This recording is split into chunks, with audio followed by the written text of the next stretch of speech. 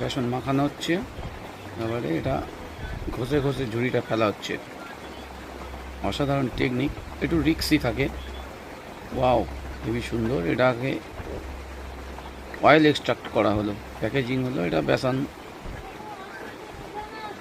Salt মাখানো বেসনটা চেলে নেওয়া হচ্ছে, বেসনটা চেলে নেওয়া হলো।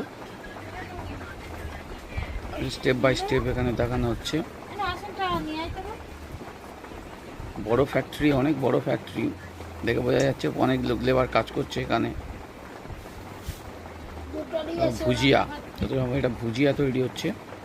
তো বেসন জল দিয়ে এখানে মেখে নেওয়া হলো। একটু নরম, খুবই নরম, চারচারি ঘষে ঘষে ভাজতে হয়, খুবই কষ্টকর ব্যাপার, কিন্তু খুব প্রফিটেবল বিজনেস।